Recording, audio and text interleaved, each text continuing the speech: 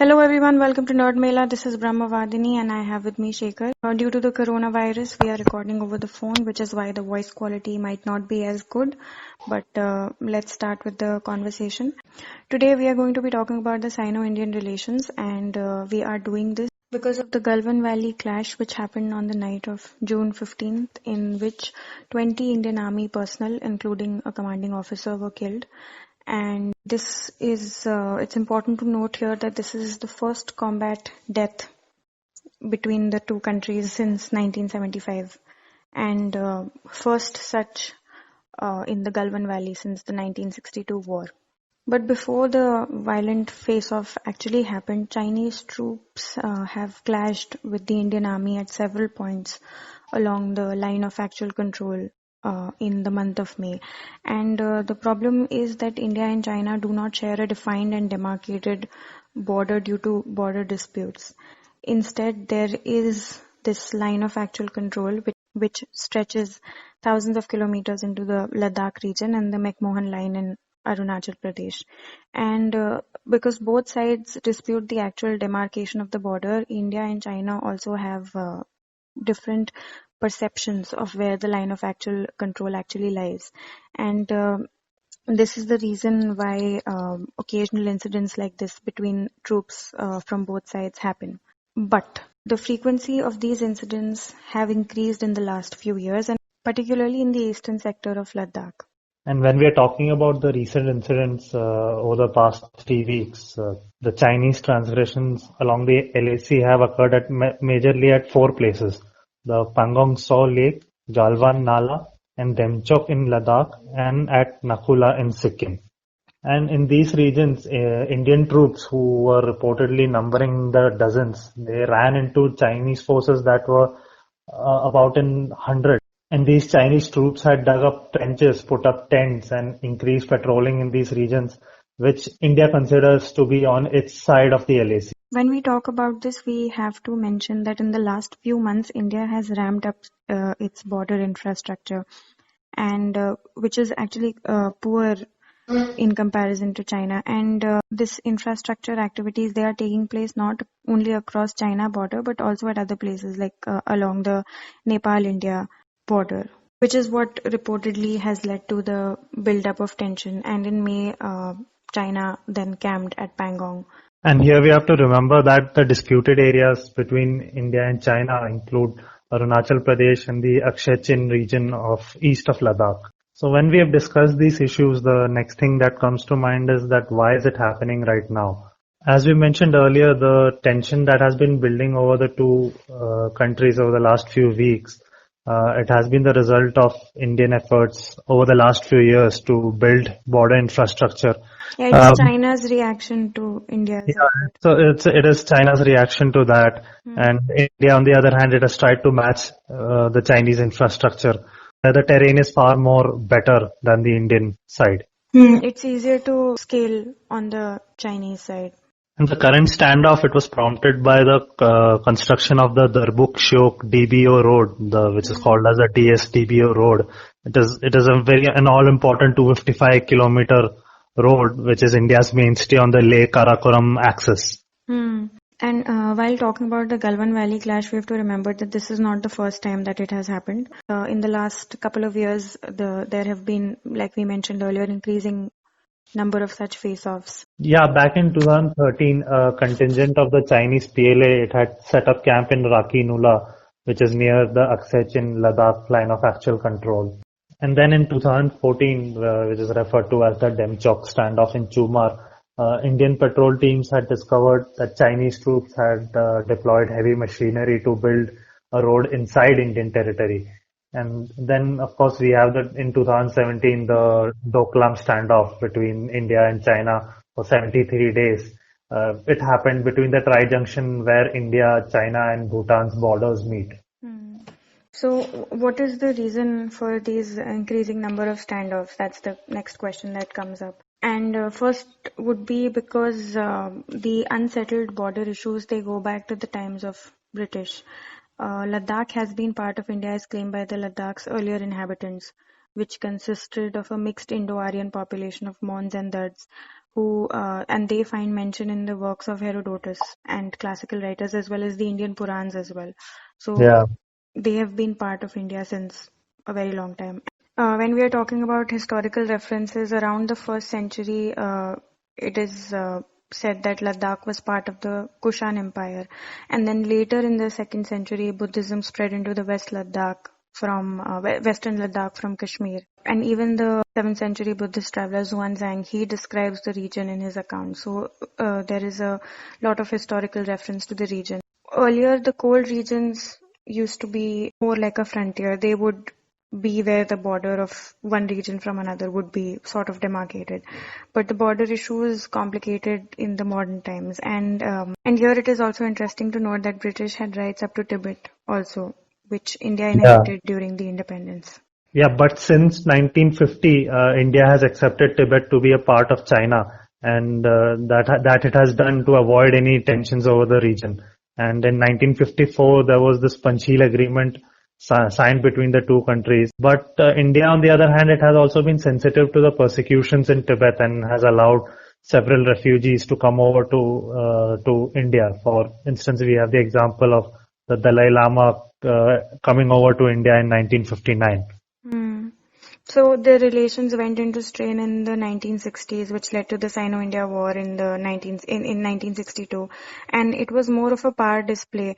The war broke out after China objected to India establishing outposts along the effective boundary established by the British in 1914 between the Tibet region and northeast India, and this border issue has remained unsolved over the years. It's only after 1976, due to Atal Bihari Vajpayee, the then External Affairs Minister, that full diplomatic relations were restored. Yeah, yet over the years, even as the goodwill continued between the two countries during the Rajiv Gandhi years, no complete sharing of maps was done by the Chinese. Even today, only some maps are shared between the two countries. Yeah. And even recently, the India-China ties, despite the Modi and Xi bonhomie and the progressive interventions happening, it is going through unprecedented times. Yes, because India has become close to United States and China is close to Russia. And then India is the only country in the region which is holding out on the Belt and Road Initiative of China.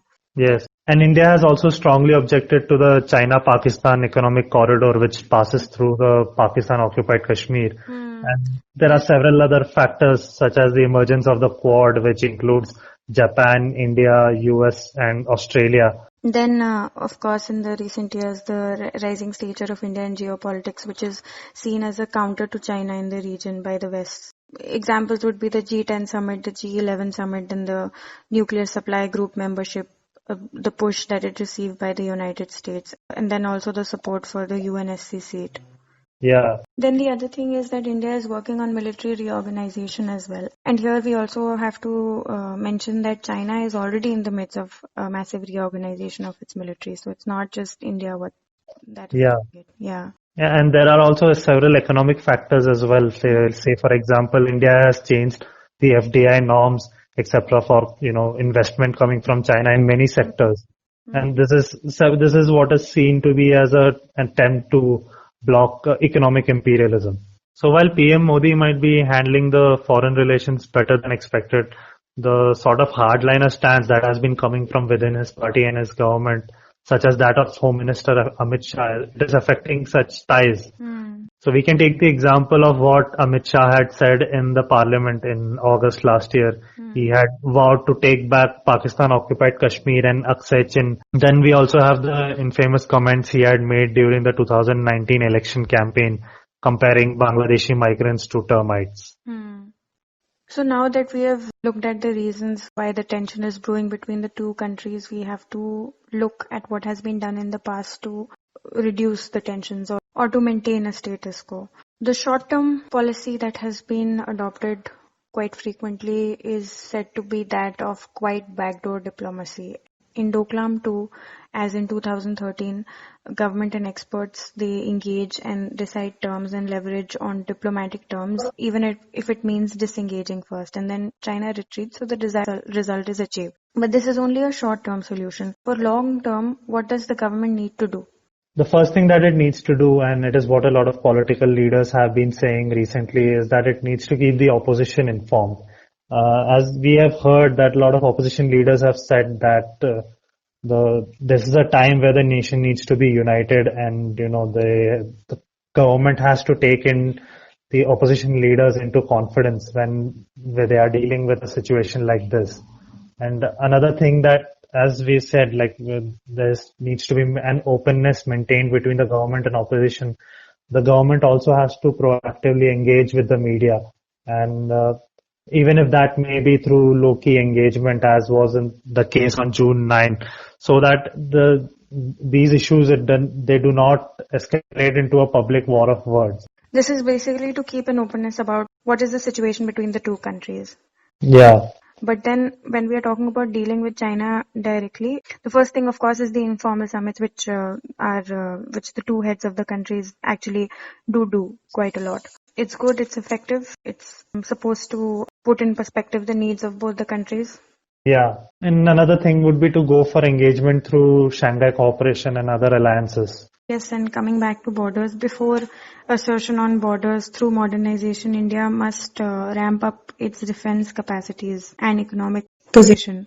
Here we can talk about what Premier Zhou Enlai had said, that if India does not cross the LAC, it would not attack. And fortunately, there has been no combative war on Chinese borders since 1962.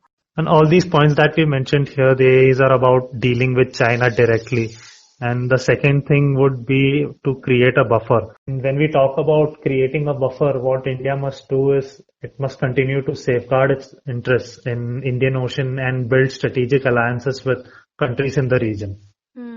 And along with that, India should also focus on multi-sector ties, especially in the neighborhood. When we are talking about the neighborhood ties, we have to talk about this construct which is attributed to Mao and cited in the 1950s by Chinese officials, that Tibet was China's right palm and it was its responsibilities to liberate the fingers which are defined as Ladakh, Nepal, Sikkim, Bhutan, and the Northeast Frontier Agency, which is actually Arunachal Pradesh. And 60 years ago, what India did is to sort of ensure that the reverse happened, and all the 5 fingers were more closely attached to India and not China. And as of now, when India is trying to figure out what its next step should be at the line of actual control, it must do something similar to renew its contract or renew the ties with each of these areas today. And a good example of this is actually Nepal, where Kala Pani issue has now become a bone of contention. And then over the years, we have seen that the Nepalese anti-Indian sentiments are also heightened from time to time. Yeah, India and Nepal had some good relations, and India, for example, was a primary foreign job provider to Nepalese. And apart from that, there were also several cultural ties. For example, the Banaras Hindu University, BHU, it was the alma mater of several high dignitaries from Nepal. And coming back to the point about neighborhood ties, we also have to take Bhutan into closer lines for strategic benefits. Yeah, and there is also a need to provide alternate modes of mutually beneficial economic engagement, you talk about people-to-people contact as well. And when the tensions between India and China blew up, there were a lot of calls coming from social media and all across to boycott China. In short, boycott Chinese products that were in the Indian market. But the thing is, that would be much easier said than done, because today's world that we live in, it's highly interlinked with the supply chains of several companies spanning various geographies. For example, the products made by Indian firms, they contain components that come from China or use Chinese machinery to make them. So basically, it's not just about a finished product coming from China. A lot of products that are made in India, they contain parts that have to be brought from China. We can take the example of the pharmaceuticals as well. A lot of the raw material come from China. And apart from that, India also has the biggest trade deficit with China. So when we say about total boycott, it may not be an option. There can be a quiet strategy of Chinese import substitution, which would help India in becoming economically strong and be more independent in the international trade relations. Say, for example, the RCEP, which is an economic partnership in the Indo-Pacific region between 10 countries. So we've taken a look at what could India do moving forward, what strategies it could adopt, and it was said some time back that we should leave the tough border disputes for future generations to resolve and focus on confidence building. But China, true to its nature, continues to be unpredictable and formidable, which is why a dynamic, multi-pronged strategy of bilateral engagement as well as playing our cards right in world politics should be the way forward and absolutely important at this point of time. With this, we end our conversation for today. Thanks for watching. Please remember to like, share, and subscribe. You can follow us on Twitter at NerdMela. Stay tuned for more.